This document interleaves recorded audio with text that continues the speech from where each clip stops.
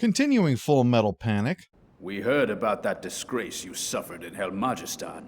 Oh, yeah, the disgrace. Yeah, sorry, I didn't mean to lose our nuclear weapon. That one's on me.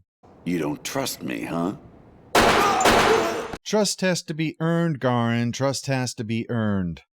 As for Sosuke, he's pissing off Kaname, as he often does. In this case, it's that this is his idea for the gate to the school festival. I heard that the theme for last year's festival was peace, so this year's theme is security. I was honestly expecting him to say this year's theme should be war, so I guess this is an improvement? In all honesty, we agreed with Sosuke's idea that anybody should be able to come to the school festival and feel completely safe. I don't think it's the lack of defensive towers that's a factor in people's concerns over safety. Sosuke is also blowing almost the entire budget on his tower, which actually surprises me. I don't know if it's very reasonable or the budget is absurdly high. We're talking 1.5 million yen, which, okay, I don't know the value of that. I just translate that in my head as anime bucks.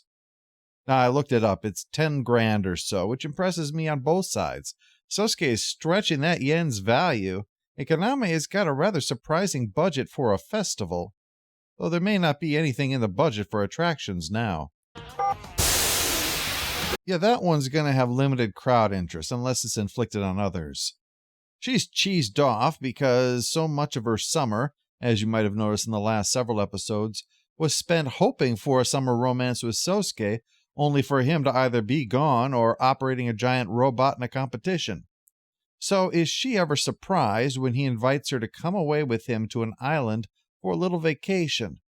Which throws her for a loop. On the one hand, it's what she wants. But on the other, this is Sosuke. He might be off to deliver supplies to a soldier who doesn't know World War II's over yet. After getting assurance he won't be A, weird, and B, put her in danger, two important points that need to be addressed when Sosuke is involved, she decides, okay, if it'll make you happy, you can woo me on an island somewhere.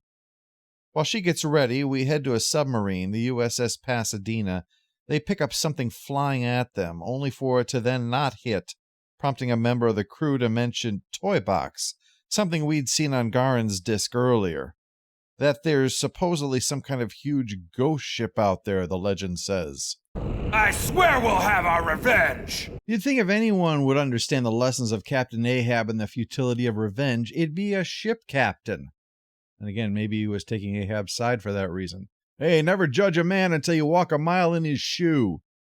Turns out that it's Mithril who decided an impromptu, involuntary practice session on the only country to ever use a nuke in anger was a great idea. Meanwhile, Sosuke takes Kaname on a plane to head to the island, who is intrigued, only to become annoyed when Sosuke says they'll be heading to an island that's a Mithril base. What really pushes it over the edge is saying that Tessa intends to see her while she's there, as in the one who plans to take Sosuke away from her. But Tessa's got bigger concerns than that right now. She's ordered to head south for a crisis. Someone's taken over a facility that destroys nerve gas, which, whatever the final step of their plan, it's not going to be good. In fact, not only is the sub being diverted, but so are Sosuke and Kaname. It's just a question of how to get them onto the submarine while it's out at sea. Good. On to our next problem. Finding enough tranquilizers to calm her down after that. Shittery, stop! Shut up! Have you ever given thought to how I might feel? I could have killed myself! May need a resupply. After bringing them aboard, Tessa gives Kaname a tour of her sub. She knows it like the back of her hand. And falling.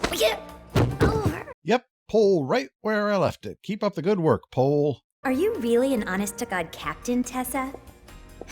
You know, it hurts when people ask me that question. More or less than walking into things. Now is when Kaname finds out why they wanted her there, to pay their respects to her for what she's done to help Mithril. After that, it's time for the birthday party, for the submarine, at which Kurtz is offering as a bingo prize a kiss from Tessa, who is miffed. If the smooching idea's bothering you that much, how about your favorite underwear then? What is with this show and the taking of underpants? Anyway, Sosuke quickly pulls into the lead, but then two other guys tie him, and Kaname and Tessa are both torn at the possible outcome here. Big bingo action going on. Well, the winner is not Sosuke, but Lieutenant McCollum. She gives him a peck on the cheek, which he is ecstatic over. This is not helped by the fact that in the dub version, he sounds like Quick Strike from Beast Wars. Oh my, this has got to be the best day of my life. I'm a lucky man. We cut away to find out that the attack on that facility, Garn's behind it. He's fighting their big robots right now, with his red one here. And after taking care of that, he's pleased to hear not only are they gearing up to come here, but that Sosuke and Kaname are on the sub. He's not going to kill her, though, which he acknowledges. It's not the job. He's supposed to let her live. Though he does add that old accidents happen thing. That's not something that you should bring up. Oops is not really an excuse when it comes to we need them alive. But we'll have to see how things shake out tomorrow in episode 19 of Full Metal Panic.